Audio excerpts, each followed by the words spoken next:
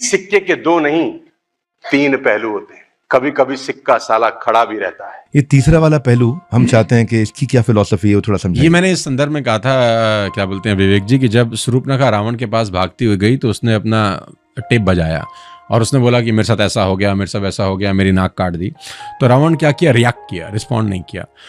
रावण उससे पूछ सकता था कि भाई तू वहां करने क्या गई थी। उसने सिर्फ सिक्के का एक ही पहलू सुना, अपनी बहन की बात सुनी और रिएक्ट किया। वो पूछ सकता था तू वहां क्या करने गई थी, वो पूछ सकता था बताओ तुम्हारे बीच में क्या हुआ।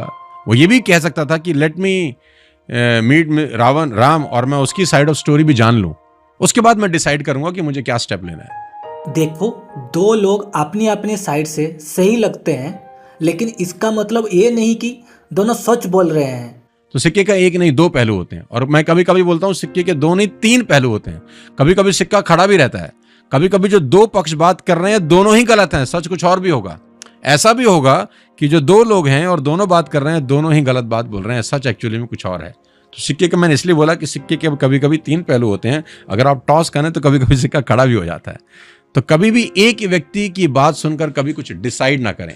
दूसरे साइड ऑफ स्टोरी को जानना बहुत जरूरी होता है जब आप बढ़िया और बड़े डिसीजन लेते हैं लाइफ के अंदर। इसीलिए लाइफ में जल्दी जजमेंट मत करो। सच हमेशा दिखने वाला नहीं होता। फॉलो करो ऐसे रियल कंटेंट के लिए।